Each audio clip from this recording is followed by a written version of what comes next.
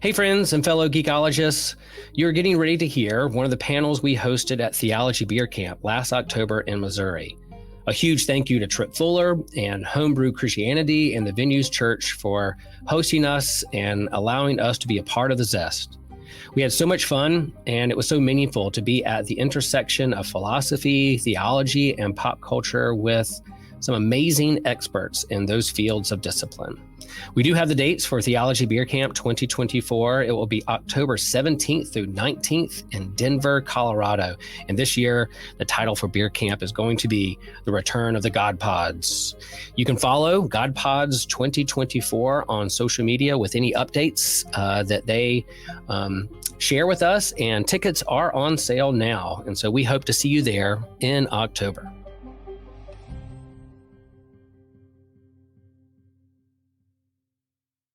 Normally on the show, we attempt to keep things as child-friendly as possible, but every now and then we can hit some harder subject matters or may even have some verbal discourses that may not be suitable for younger or more sensitive ears to hear.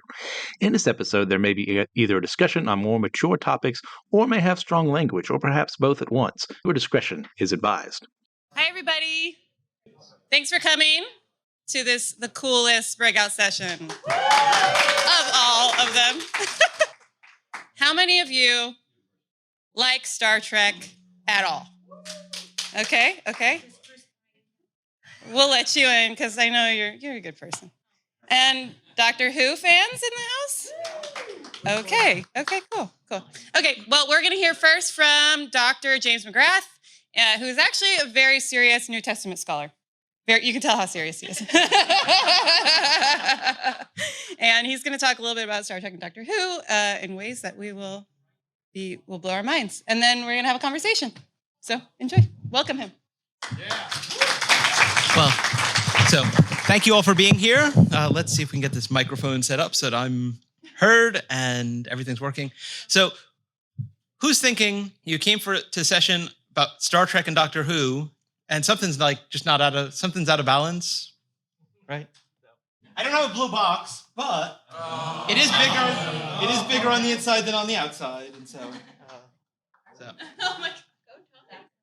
I may be like Trip Fuller saying, "Okay, I'm sweating at this. This is going to go by the wayside." But normally, when I give talks on this subject, I usually include like video clips and things like that for people who haven't seen the episodes. Here, where they have these multiple stages, if you came to this, you know the episodes, right? Now, I didn't intend to have a screen with some like geeky inside jokes and random attempts at humor and things like that. Completely unnecessary. And they actually repurposed the TV from in here for that wonderful drawing of, the artwork and sketching and, stuff that's happening. I was like, keep it there. It's like, I have nothing that's going to, be worth moving it in here. So can you tell I'm a fan? Yeah. So this is surprisingly inexpensive to get, a Starfleet uniform on, Amazon or eBay. This, my wife made for me. She knits, and I told her for a really long time, and it took persuading her that, oh, you mean you'll actually wear that? Like not just to events, but like, it's like, yeah. So in the winter, I'm on campus and, I usually wrap it around at least one extra time because, Tom Baker's is longer because he is longer, but mine is long enough so it still reaches the floor, but on him it would probably just not look right. So my fandom goes way back, right? I'm a New Testament scholar, that's my field, but I've been just really privileged to teach at a place, Butler University in Indianapolis. It's mostly undergraduate, small religious studies program. We're encouraged to branch out and teach on other subjects besides our main research area. And religion and science fiction started out as something I just dabbled in, but you're probably aware it's just taken off as an area that people are writing books about and talking about. And it's a wonderful time to be a fan who does these two things. Star Trek, for me, goes as far back as I can remember. If you're not already connected with me on Facebook, connect with me there. There is definitely a how it started and how it's going picture with me as a child in a Star Trek shirt and me as an adult in a Star Trek shirt. And there's definitely some continuity there. Doctor Who came along later, probably for many of us, British television, unless you grew up in the UK, it took some random skipping through channels and ending up on PBS, right? And then it's like, yeah. And I still remember we're on like a family holiday, end of the day, it's dark out, nothing else really to do. So you're in the hotel room and you put on the TV and we're flipping through and there's some kind of weird thing. They keep getting in this box. I'm not sure exactly what's going on. It was a Peter Davison episode. So it's from that era. And then, of course, it ends on a cliffhanger, as they did, right? It was in these parts. You didn't have like one episode that sort of stood alone. And I think as a child, really rather distraught that I was not going to be there to see the next episode. But I made a point of tracking this down. And then was a little bit confused that it's like, where's that guy Peter Davison guy? It's like, because there's John Pertwee or Tom Baker and other people. But I got into Doctor Who in the classic era. How many of you are classic era Doctor Who fans? How many of you, not necessarily going all the way back to William Hartnell, but at least Tom Baker, anyone? So, okay. How many of you started with Christopher Eccleston or somebody more recently? Yeah. So my term for you folks is Whovian Marcionites. And this is probably the only place where I can, make that joke and people will actually laugh at it. But there are lots of points where we can make analogies, we can have discussions across, fandom and either Christian faith or the Bible, canon in the realm of fandom and canon in the realm of Bible. And even things like, do you need to know all those earlier stories in order to understand these later ones, right? I mean, certainly you get some misinterpretation of the New Testament and of Christianity by those who don't know the earlier stories. And it's interesting, there's actually a Doctor Who episode where we see precisely that in an interesting way, but I'll get to that a little later. So what is it that attracts us to these two franchises? Clearly, for Doctor Who, if you were watching it back in the 60s or 70s, it was the cutting edge special effects, right? And for those who didn't know them, I had a picture up here, ready to go, right? So that those who had never watched episodes from that era could say, that alien fungus sure looks like spray painted bubble wrap, right? Which it was, right? The budget for a season of Doctor Who, back when it started, was about the same as for one episode of Star Trek. So not too surprised. But the stories were good, right? But sometimes they were low budget. I see somebody at the door, and I just want to make sure, you are welcome, right? Always, this place is bigger on the inside. Come on in. And the other photo that I had over here, we don't need it because if you look right back there, do you see that dinosaur up there? If you remember episodes from the John Pertwee era, you remember a dinosaur that looked just like that. Claymation on the screen. Yeah. So the recent episodes, are fascinating by comparison, a much bigger budget. Why compare these two shows? It's not just, look what a bit of additional funding can do for your special effects. These are two of the longest running franchises in science fiction history, right? In terms of television. It's going to be 60 years this year for Doctor Who. Star Trek is not far behind.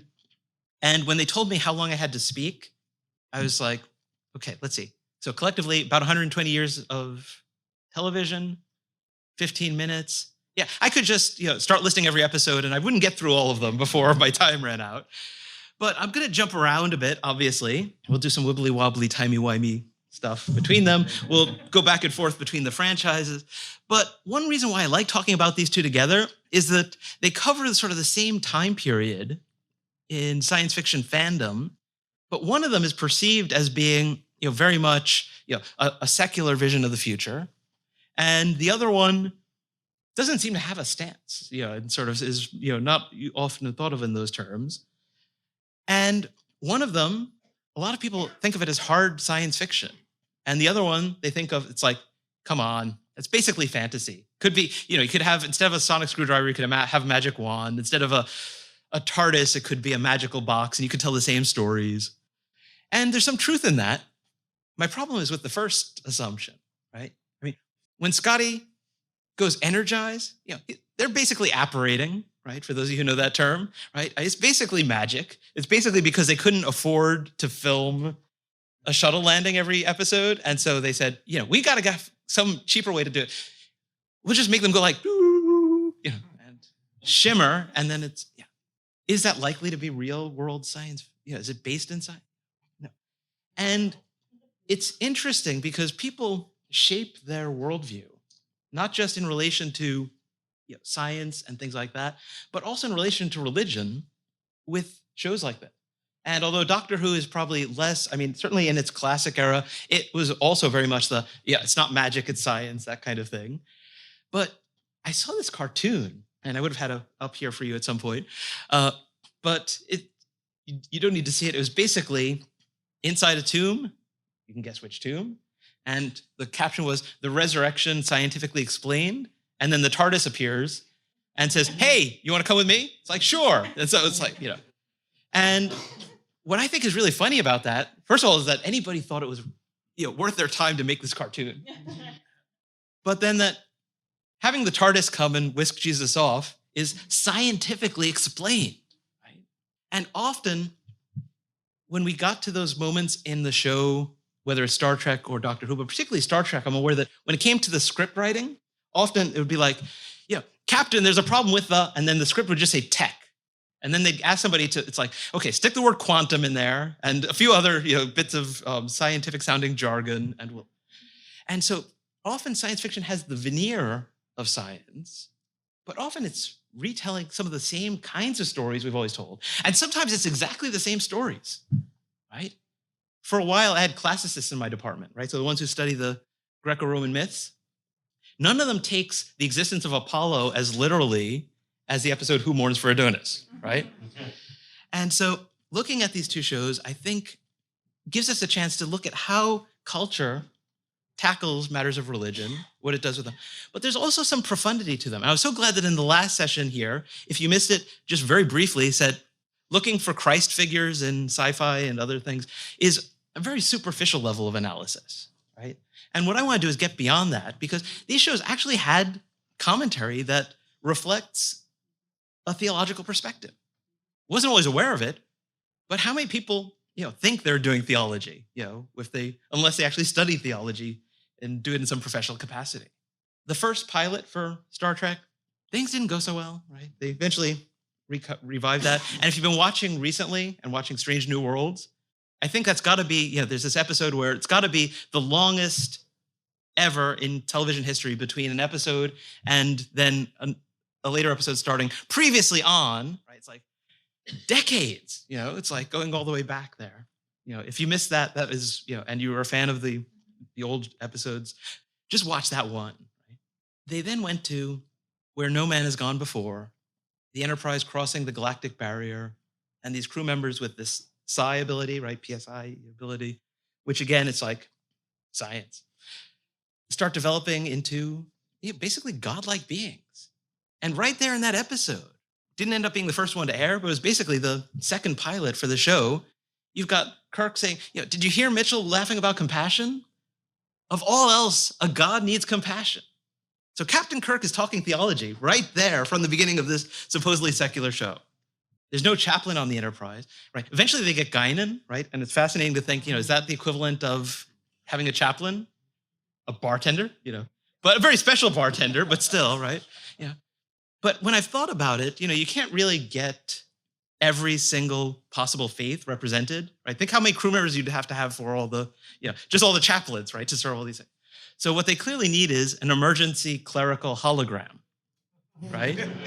Right? Who just appears and says, "Please state the nature of your spiritual emergency," or something like that, right?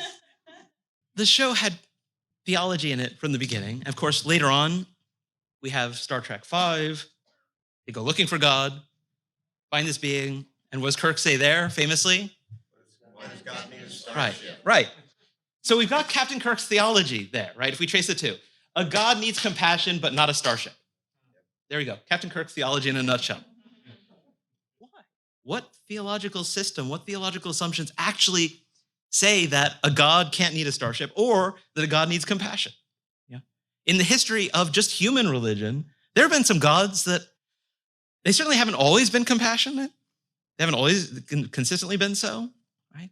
And so one of the things I love about that treatment of religion and of theology on Star Trek is that it really brings into focus in a helpful way the difference between what we often refer to as a God and God with a capital G, right? Which might be something really rather different.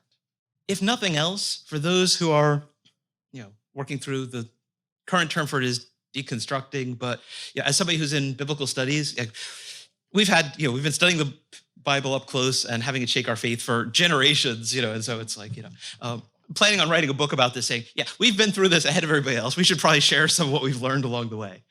But where does that leave us?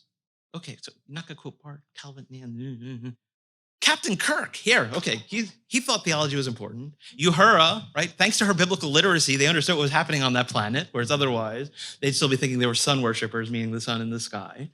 And so I love that these shows actually get into this. I think that's the level at which we should really pay attention to the details and think about what these shows do. So I've been talking a lot about Star Trek, so let's turn attention to Doctor Who for a bit. Doctor Who initially was a children's show, was thought of as one that would teach history, but also have some intergalactic travel and interplanetary travel at the very least and things like that. The second episode that they almost made had some interesting spiritual themes to it. It was eventually novel. There was eventually a novelization of that story called The Masters of Luxor. Instead, they went with the Daleks. And as far as the success of the franchise is concerned, good choice, right? I mean, as somebody who's interested in religion, it's like, I love that other story. I'm really interested. But the Daleks, are the reason that Doctor Who, to use a modern term before it was ever applied, went viral in the way that it did. Time travel gives you a chance to go back in history and look at key moments, right? And so you had them visiting, the time of Nero, and there was this character who was a Christian, and they wanted to make it subtle. And so even though it was anachronistic, they had him wearing a cross. But that was better than him, just breaking into a sermon or something like that, in the episode.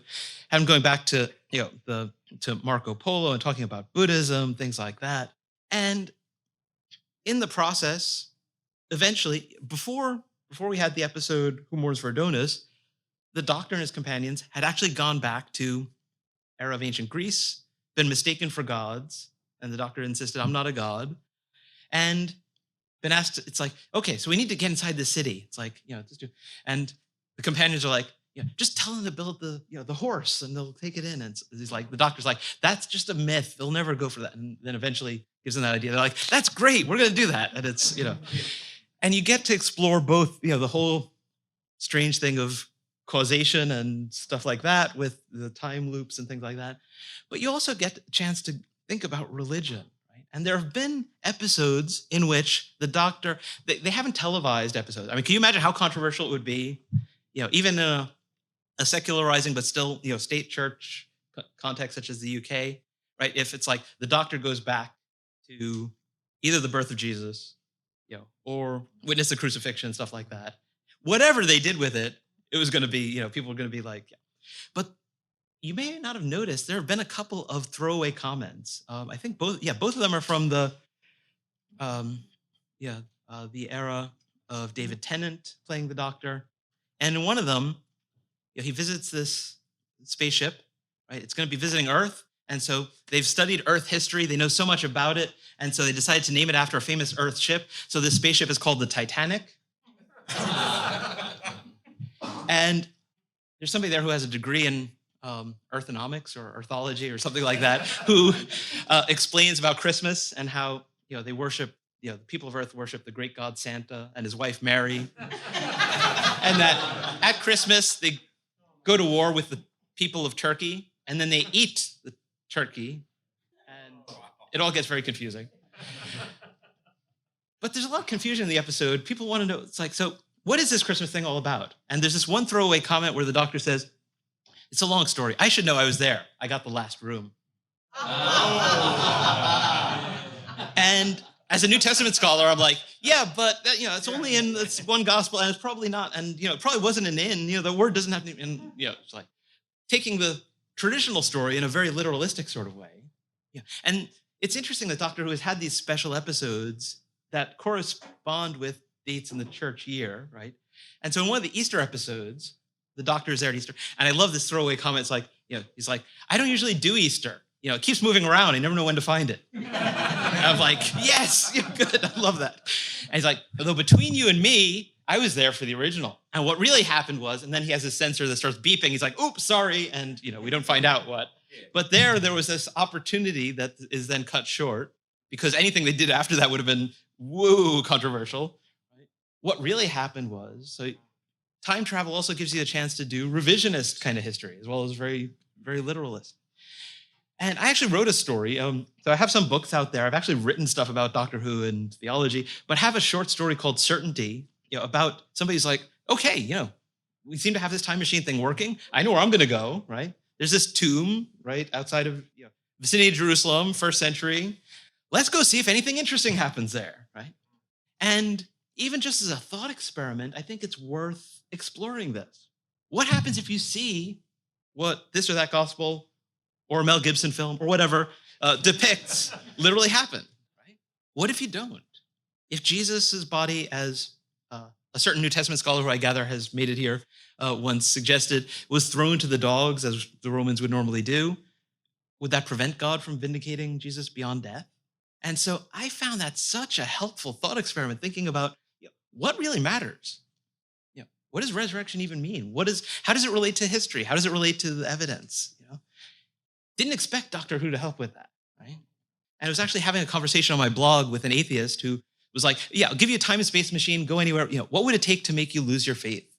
And he wasn't planning on helping me, sort out my faith. Was thinking, this will undermine it, this will challenge you.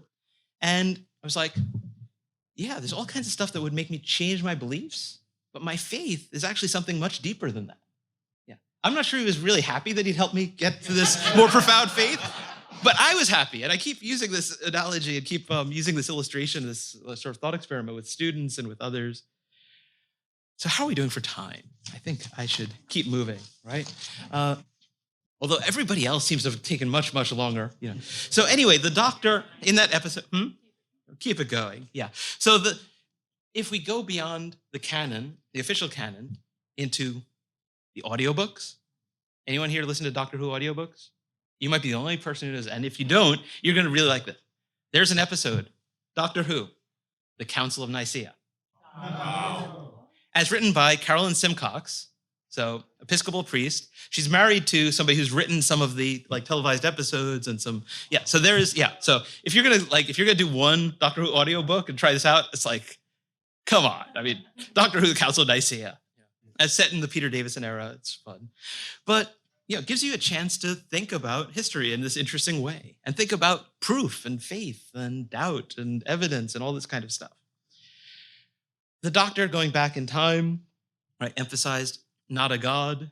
We'll come back to that because then some episodes are like, okay, so let's treat him as like a little bit of a god, right? You got in that same episode with the great starship Titanic, right? You've got these robots that look like angels and they're carrying him up. It's like, he defeats Satan. I mean, come on, so it's like, what more do you want?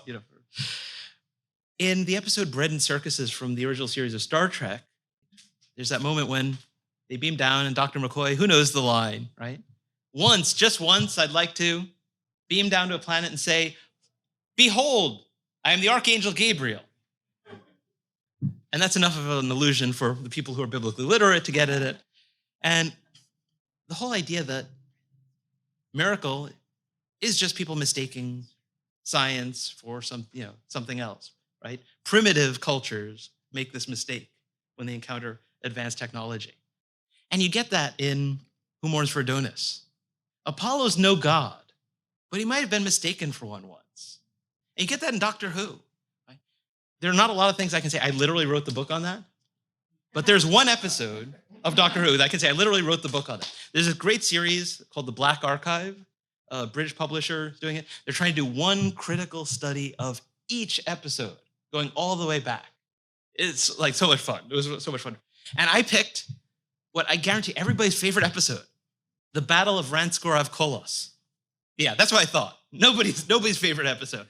But it has this situation where these two beings that have this ability to use their minds to create and do stuff mistake the big bad from the season as the creator that they revere.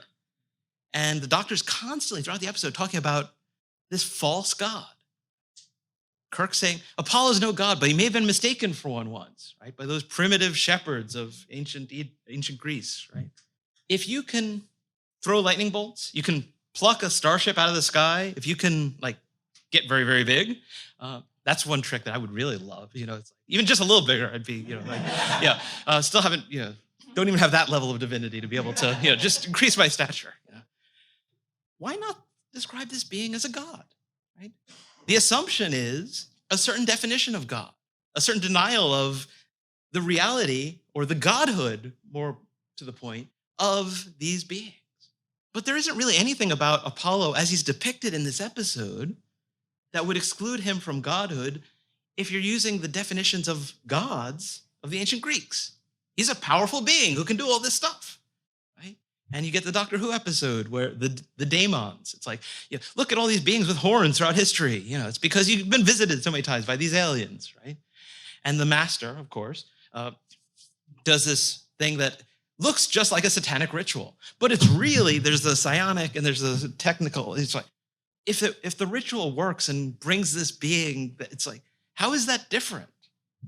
By saying, oh, but it's science. It's like, okay, but you're saying it's literally true within the universe, the fictional universe here, right? Whereas the people who study religion are like, yeah, that probably never happened. And so it's fascinating to put on the, I was gonna say the hat, but it's actually the scarf, right, of fandom, and to think about it through this other lens that looks at these stories in such a different way.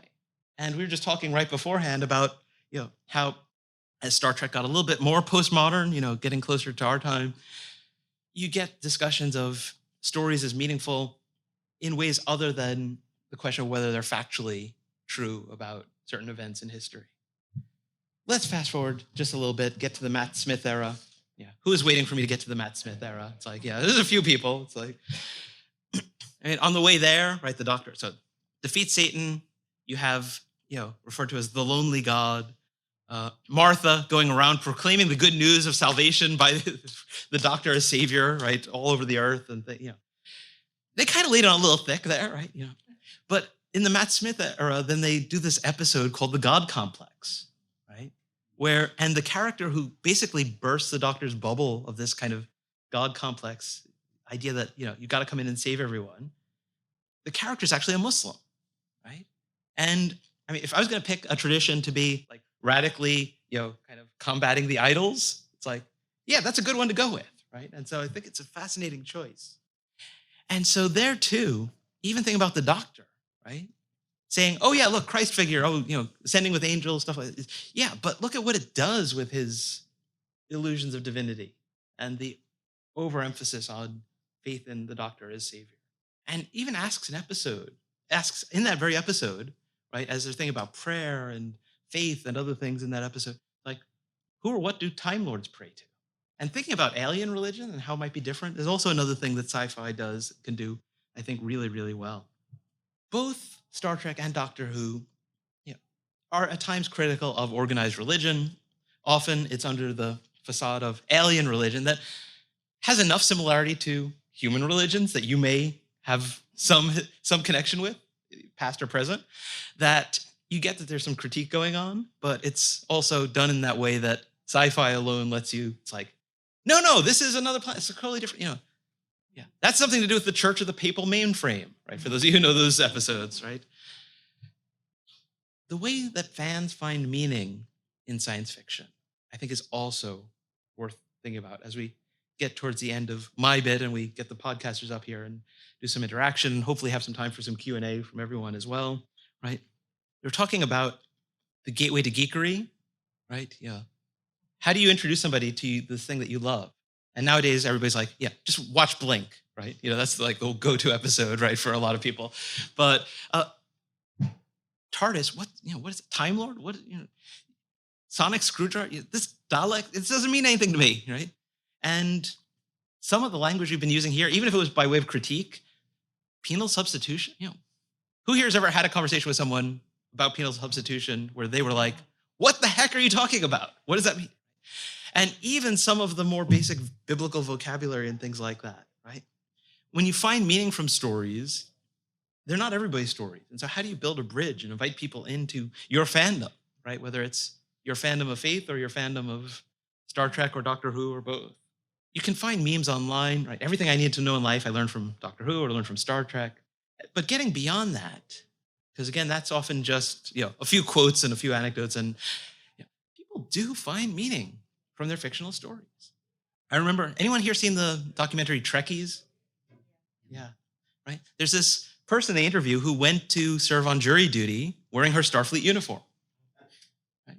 Like real, true story, right? Because that's like where her values come from. And you might think, wow, that's really cool. If you're a certain level of fandom, you might think, wow, that's really sad if you have a different perspective. But if at a place where we're talking about geekery and faith and theology and these things, you should ask, why do those stories connect with people and our stories that we've been telling don't? And can there be a version of the story that would connect? If we get Captain Kirk commenting on the theology, does that help? What could help build those bridges, right? And it's interesting that while we're thinking in some past sessions about how do we build a bridge to invite people into our fandom of Doctor Who or Star Trek, and we're also saying, how do we build a bridge to invite people into our fandom in relation to Jesus and God and the ultimate, or however you want to phrase it, sometimes the one might be a really good bridge to invite somebody into the other. And I think that's worth exploring and reflecting on. Not for everyone, right? I have students this semester, I have a whole class full of people who wish I would stop with the Star Trek references. Can't stop, won't stop. Every so often, it's like, I try, and then I come here, and it's cathartic, and I can just make them out, and I get dressed up, and I let it all out of my system, and then I'll go back and try and keep it under control just a little bit. Patrick Stewart, in a recent interview, there's an article. If you can't find it by Googling it, I would have had at least the headline up here, but he characterized what they did, being on Star Trek, as a ministry, which I think is really interesting.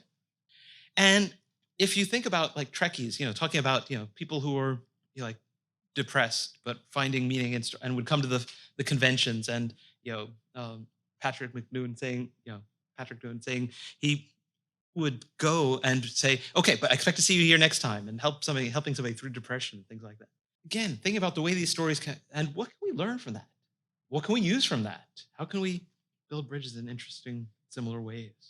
I'll end with, although it's never really over, all these franchises are still ongoing, and our faith is ongoing. But to get it really up to date, somebody asked me in the run-up to this a question about Lower Decks. And I hadn't been watching Lower Decks yet, but I had been watching Strange New Worlds. And they built a bridge into fandom for Lower Decks, right? And so I was like, okay, I'm going to watch it. And just relatively recently, there was an episode. Who here, do I need to, spoiler warning for, Lower Decks? I think it's season 3. I'm still not completely caught up, but I was pretty close. It's okay? Yeah.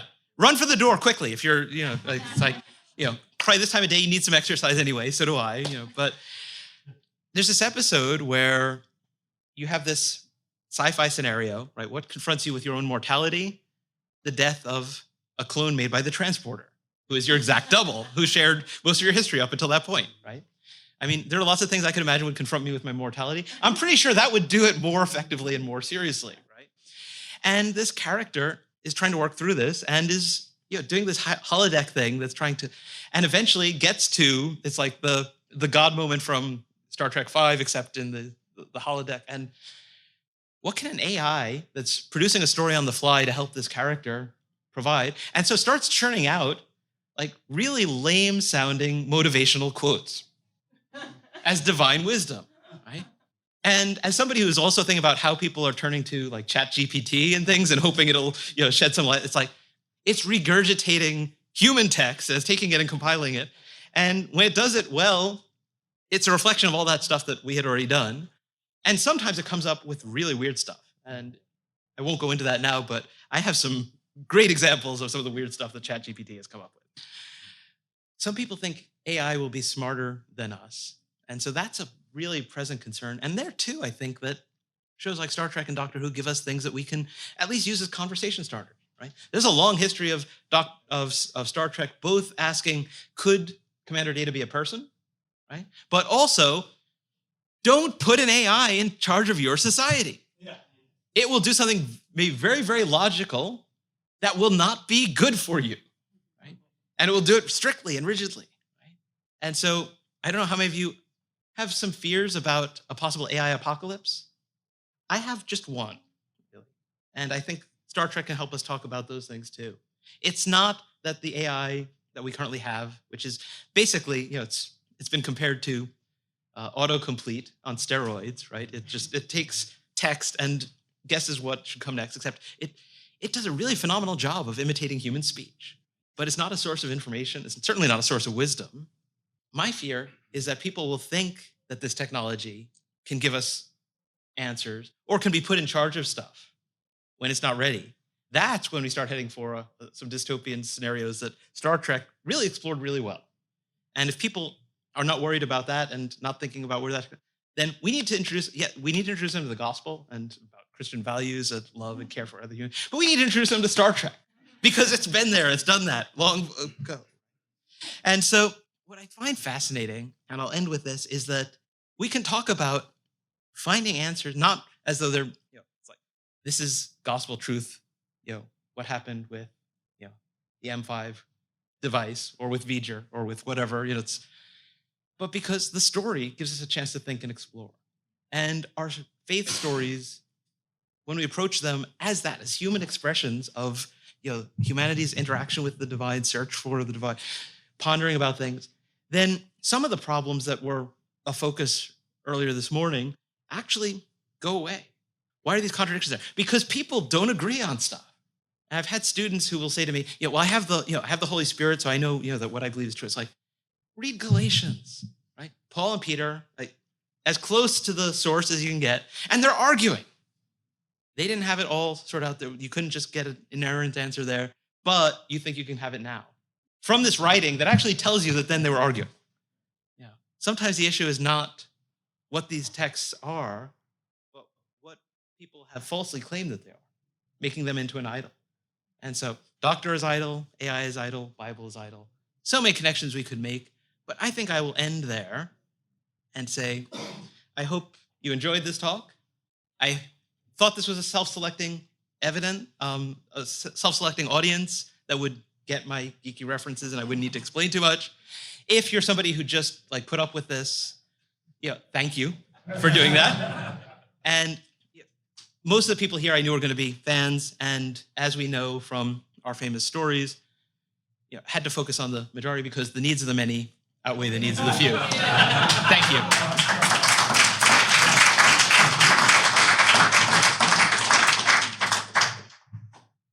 It's a little warm for this. Okay, I'm Sarey Concepcion. You may have heard that already. My podcast is called Secret Art Project, and not often at all, I sometimes join the Systematic Geekology.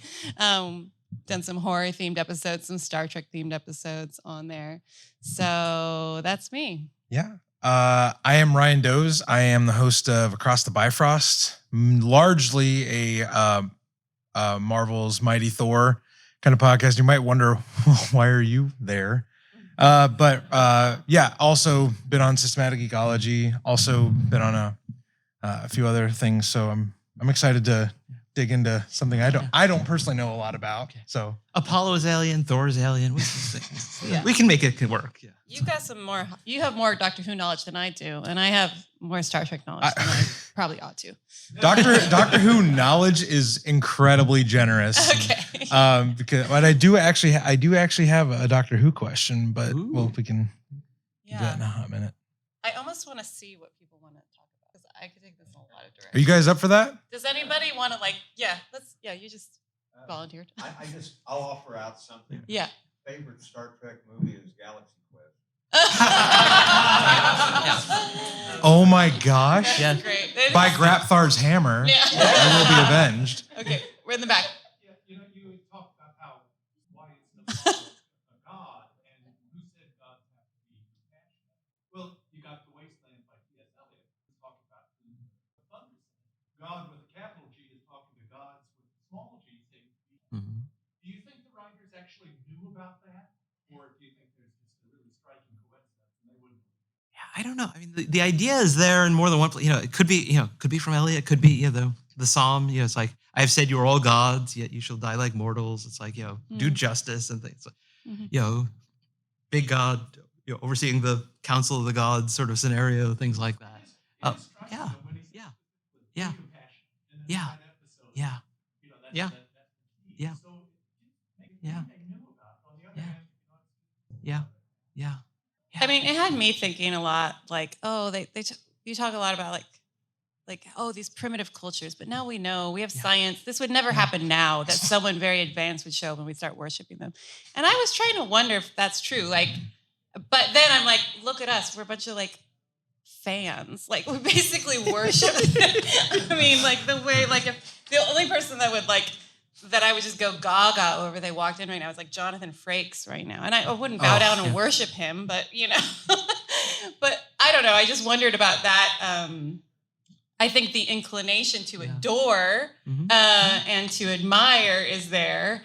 And I don't know. It made me ask questions about that. I think that like the way the later episodes started to incorporate religion is because they kind of noticed that, and science has proved that there's this natural inclination to be spiritual, and even in fact religious is pretty natural according to cognitive science. So I don't know. That's not a question, but it's maybe a prompt in that direction. Well, I don't want to lose the chance to say that Galaxy Quest, like if you can't poke some fun at whatever your core thing is, then you're either taking it way too seriously or you're shielding it from criticism. And parody can do just such wonderful things at times, right? Yeah, right. Yeah. They treated it with so much love. Yeah, and there's when you critique, right? I mean, that's Americans. Tell me if I'm wrong, but American culture is not so big on critiquing us so we can be better. It's more, we're great. We don't need to be better. It's like, if you don't like it, go back where you came from. Whether that's another country, another planet, whatever. So, but thinking about worship, right? Thinking about gods, in the plural, and what constitutes it. I mean, worship for ancient people, one of the words that's regularly translated worship means basically prostration, like bowing yourself down. We don't do so much of that, most things, right? Might get down on your knees a little bit, but it's not, none of the full-fledged prostration. And then the other thing is animal sacrifice, and we don't do that either. So you could argue that by ancient standards, we don't worship, right? Not just Jonathan Frakes, but nobody else would, fit, Let's leave it on the table, though. What? Let's leave worshiping Jonathan Frakes on the table. Very cool. And Protestants and Catholics have had long debates about it's like, well, we honor, we revere, but we don't worship, and these figures and things like that. And how important are those terms? And do they mean the same things as I mean, that's getting right into that other field that I sometimes talk about and write things about, right? You can be reading it in English translation, but did the meaning of those words convey something else to an ancient reader? Right? Worship. Oh yeah, it's clear. It's like, somebody comes, it's like, where's the blood? Where's the gore? How can you call this worship? It's like you're sitting quietly in a cathedral listening to choirs. We didn't do that. So. Yeah. Sorry, I'm throwing New Testament in when I'm supposed to be sticking to Star Trek and Doctor Who. I love it. Yeah. What was I gonna? Did you have a question you wanted to ask? Well, did you have a question, Tom? Well, I was just gonna say if you could say a little more on the true worship, because this is an argument in the early councils, right? John of Damascus makes the distinction between latreia, true worship, and veneratio, the respect and veneration due the icons. And it's almost like you're talking about Star Trek and the Doctor as icons, right? That we can pay veneration without actually making them the idols of latreia. Yeah, and I think even more. So the reverence, the awe, So you're not killing animals. We can still. I think there's still a significant amount of what we would probably still call worship, motivated by the same response to that which is greater. But the question of what makes a being or being itself, obviously, worthy of worship, sci-fi actually gives us a chance to get at that, right? I mean, there's a classic study of the Twilight Zone episode, Little People, right, in which you have this figure who basically it's like, oh, I can be a god to these, it's like, and, think a line from Jaws comes, it's like, there's always a bigger god, right? And God with a capital G is like, when you get to the end of the whole thing, but then you're not really talking about this anthropomorphic thing that's going to be, playing with the little people in quite the same way. But, we've all heard of Ancient Aliens. It's so popular as, a premise for sci-fi. I will say it just in case it's not obvious from the slight tone of scorn that was there when I mentioned it first. It is not good history, right? But if aliens parted a sea and saved people from slavery and brought them into a promised land, why wouldn't it be worthy of reverence or worship or gratitude, eternal gratitude or something, And that's why I like those episodes where it's like, not a god. It's like, by what definition, right? And it's so interesting that some people think it was mostly because of the censors being concerned about, what was being said. This secular humanist has this show and it's commenting on religion. We've got to be careful here. But there's this moment when Kirk says, humanity has no need of gods. We find the one quite adequate. And a lot of people think that was just like a bit of, Mm-hmm. Yeah. We don't often, I think one of the biggest shifts is that more and more people are actually thinking about the possibility that the ultimate reality is not this anthropomorphic thing that is either like Apollo or Zeus or whoever, or, right, which was the next step, I think, in Israel's trajectory. All of those rolled into one, right? Which created all kinds of problems, right? You've got something like the Gilgamesh flood epic or something like that, but now you want to retell with one deity, and so same deity created and is sending the flood, and it's like, how are we going to put all this in, and sometimes the portrait we end up with is actually, has tension in it.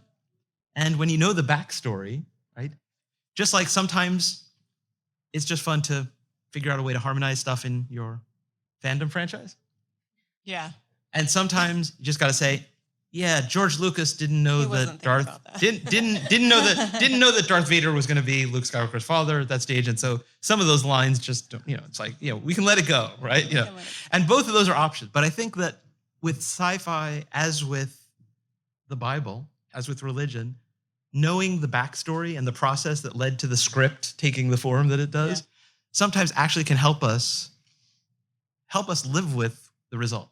And appreciate the creativity of, it's like, I can't believe they found a way to harmonize that despite of the apparent incongruity, very creative. Which, historically speaking, was caused by the fact that this was written by a scriptwriter and this was written by a different scriptwriter who had clearly forgotten about this episode. And but sometimes the creativity involved in making it work is good. But when you feel a compulsion to harmonize everything, that's when either your fandom, whether spiritual or sci-fi, can go into problematic directions. I want to thank you for pointing out, I think that the Christian urge to sometimes just find Christ figures, and that's how because it's really not listening to, I much prefer to really listen to what the text is trying to say rather than to impose another text viewpoint on it.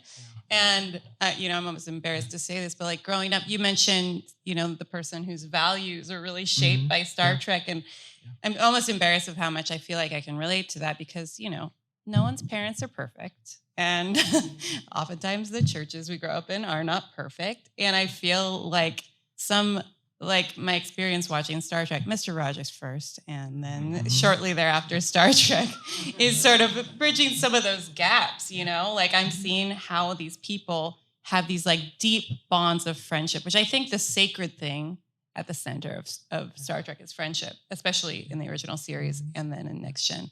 And seeing that love across cultural differences so vast. And also the way they always believe each other. It's like, Worf, my brother, so you say you're hopping through parallel universes. Let's check that out for you. Like the way they're like, yes, anding each other up. Like I just found that incredibly moving. And I don't know, like as I say that, I'm almost embarrassed that the text of the series had that impact on me, but it's true. And it mediated, like, I feel like a lot of care for me as a young person. You know what I mean?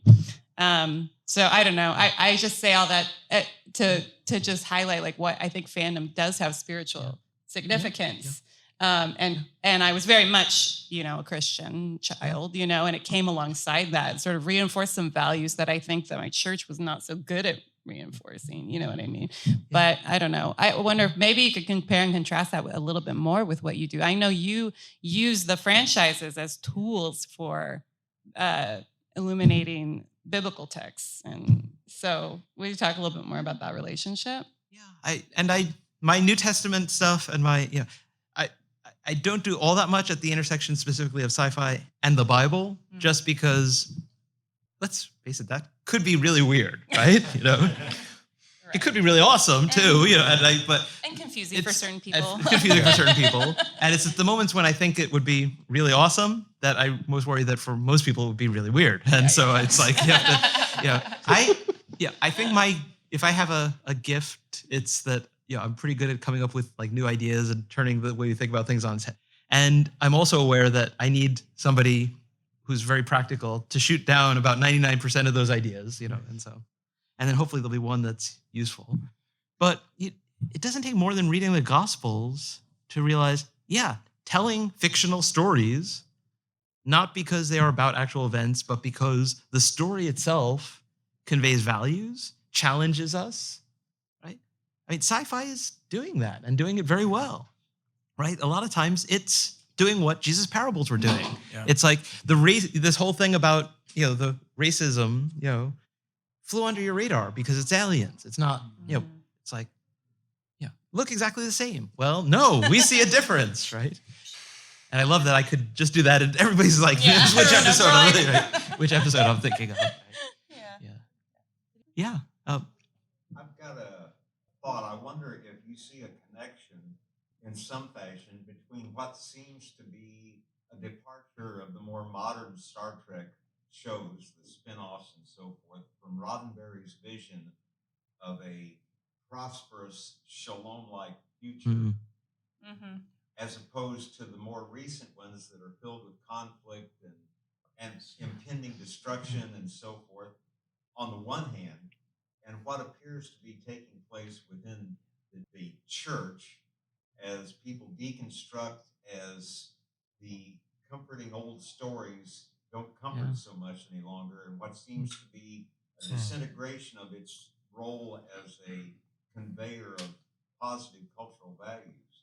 It seems like both of those have taken place over about the same period of time within the last 30 to 50 years, maybe, or 20 to 30 years. Yeah. And I just wonder if you see a connection there that may be mediated by something in the larger society or some other reason. Yeah, just to add on that, I used to think like a lot with the Next Generation original series, religion being very much not a part of the picture most of the time. But this is utopian society, right, that Roddenberry saw religion as a divisive feature of culture. Yeah. But it is true. There's a lot of more dark, like Picard is very dark. Yeah, seriously. Yeah, and I mean, I think, those moments like when Uhura is, clearly biblically literate, that it's less that religion has vanished than that it's personal and private. That's which is really what the meaning of secular is. Yeah. I do think that probably, I'm sure Starfleet had some vetting process, and if you were like a not just an evangelical but a fundamentalist, where it's like any planet you beam down on, you immediately start evangelizing. They're gonna you're not gonna serve on these starships. It's just like and so I think you can find in any world, right? Movie at lunchtime really a violation. Right. Yeah. But I think I didn't mention this. There are lots of things I didn't mention, right? As I said, it's like I couldn't even mention the names of all these episodes and be done. But the prime directive is one that I found myself thinking about in relation to theodicy recently, right? Mm-hmm. Because the whole idea there is, okay, you tamper as somebody who has, you have superior technology, you could just go and save things, but doing that might actually be worse for these societies, right?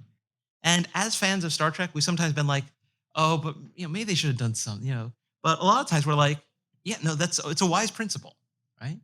And yet, when we think about it and say, okay, well, why doesn't God intervene?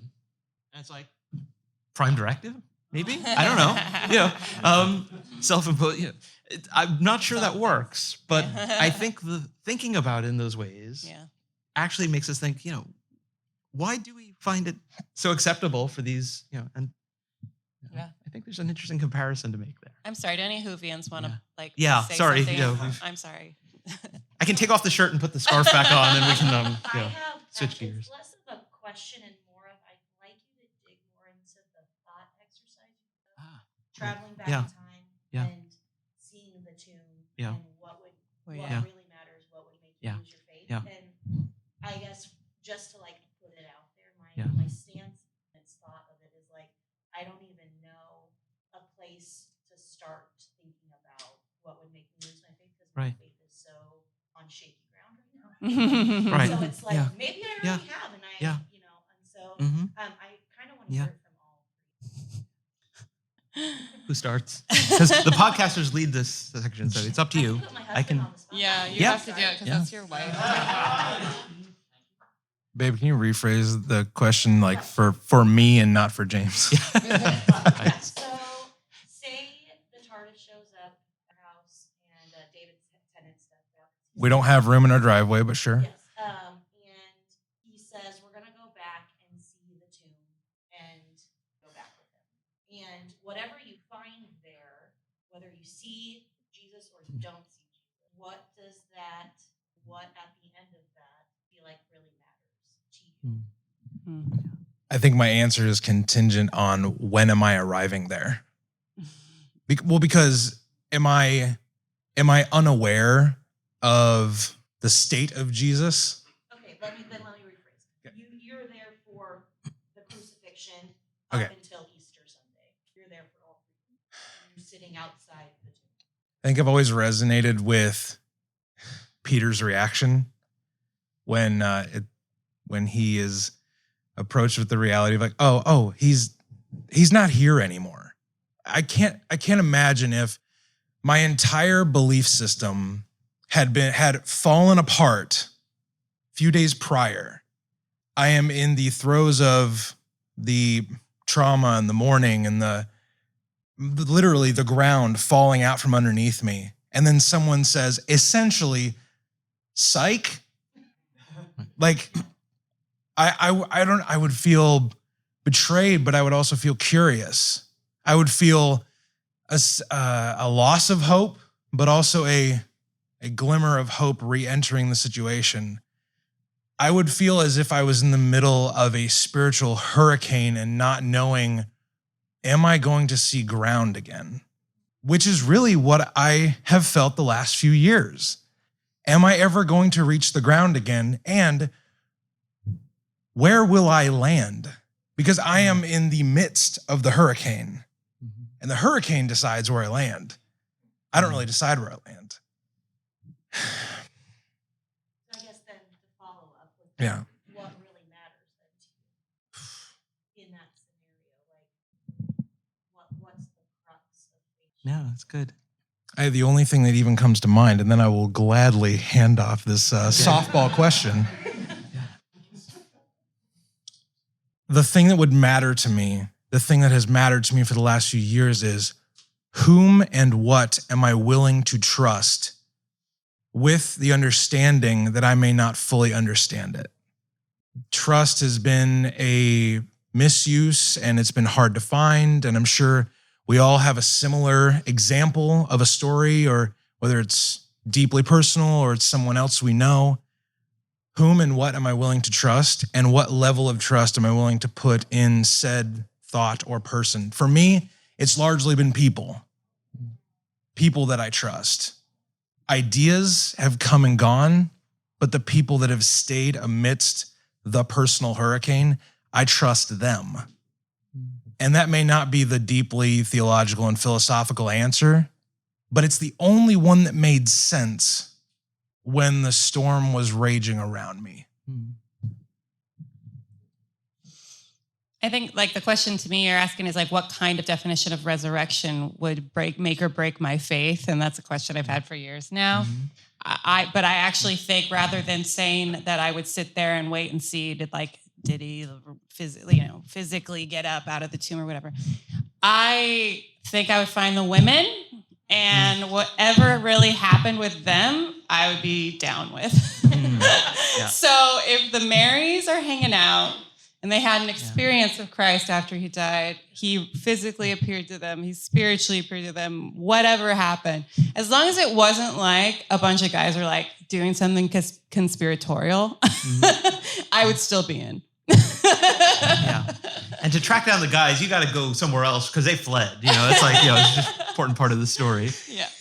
I feel bad that I said, let's you all answer because you wrote a women book too. Your book, What Jesus Learned from Women, it's is out there too. Out there but for there's I would read that book first, actually, and then I would come up with a better answer. Okay, go ahead. I certainly encourage that. Great. That book, that was one of the books that writing it actually, I think affected me. It doesn't always happen when you're writing, but in my little book, Theology and Science Fiction, I ended it with a few short stories of my own, sort of just to illustrate that. Cool. In addition to studying other people's stuff, actually just diving in and writing stuff. Actually, it can be a spiritual exercise or a theological exploration. Oh, yes. And so one of them involves time travel to go visit the tomb.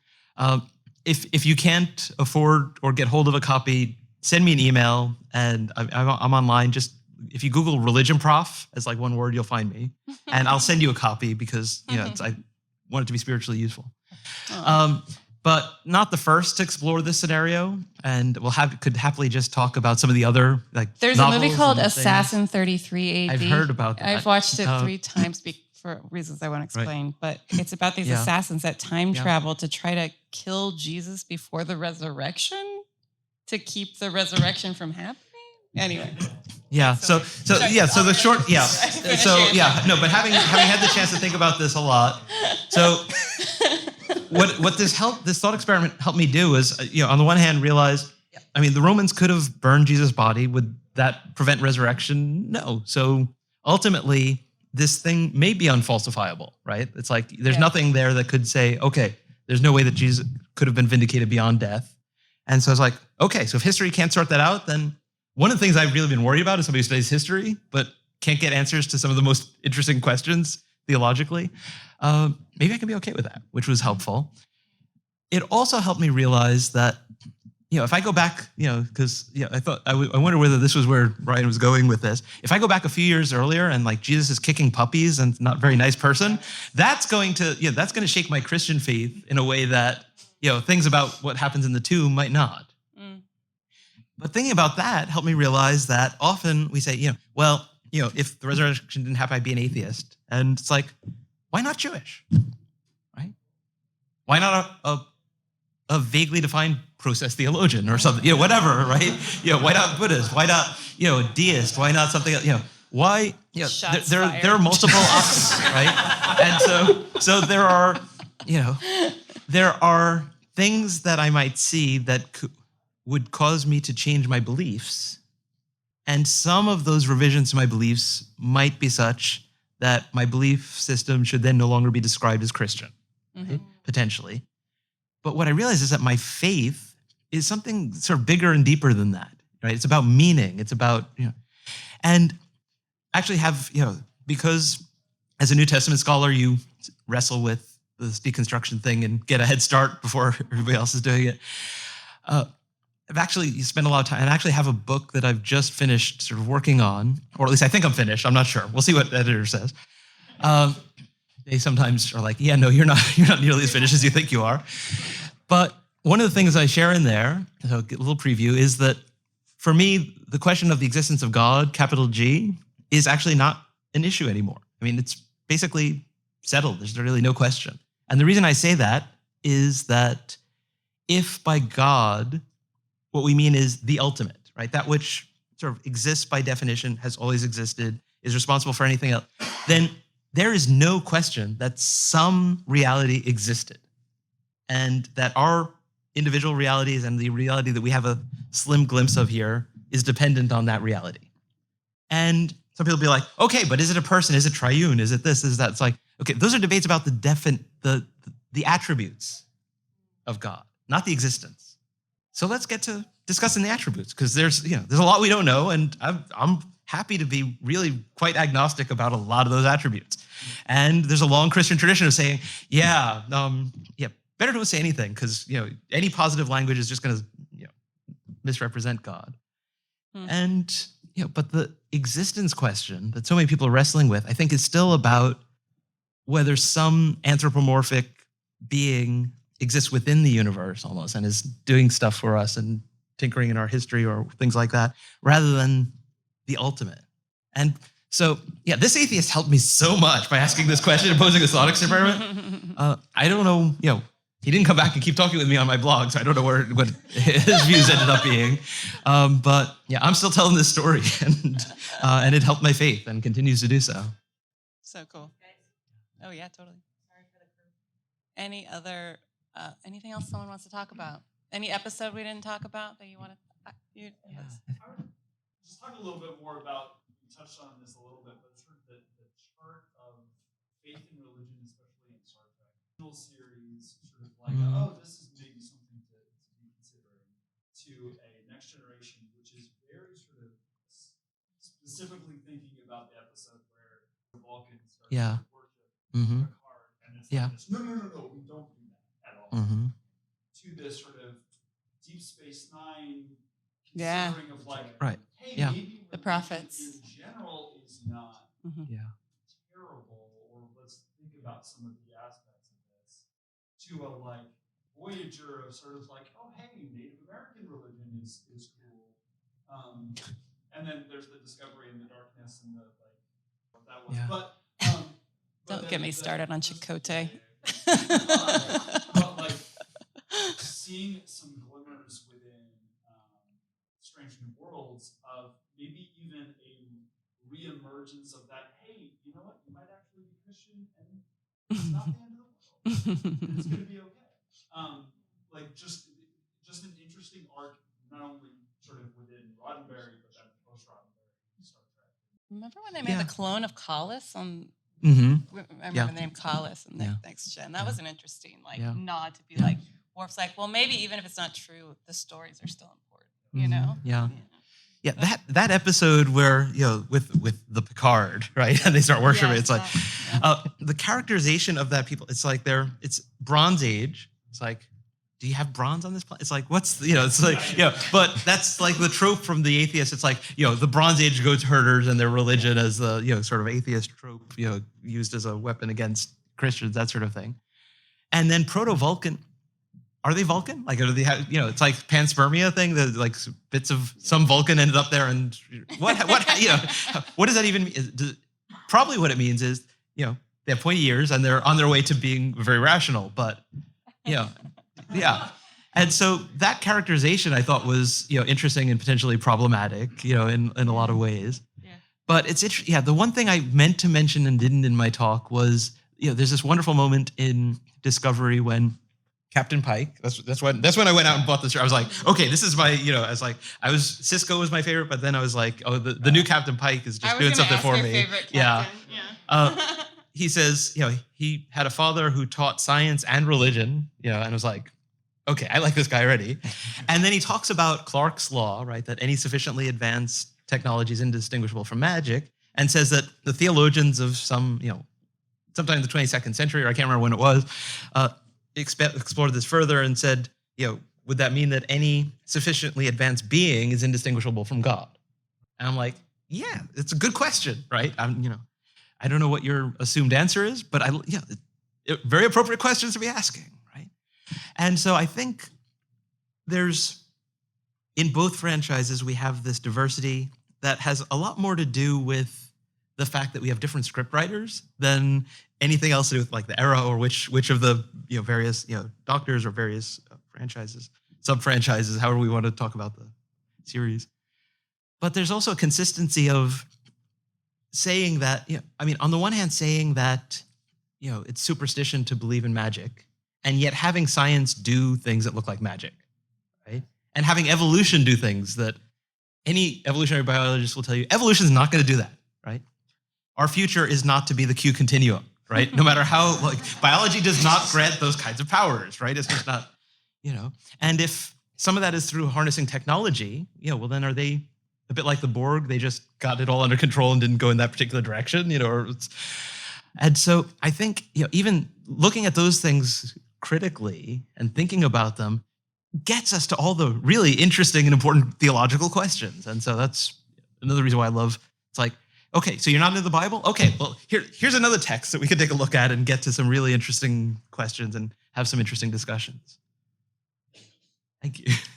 That's the end of the time. I think. It is. And Yeah. so thanks everyone for coming. Thank you, Dr. McGrath. Yeah. Thank you. Yeah. Thank you for coming. And I suppose I have to say, as the final word, live long and prosper. Live long and prosper.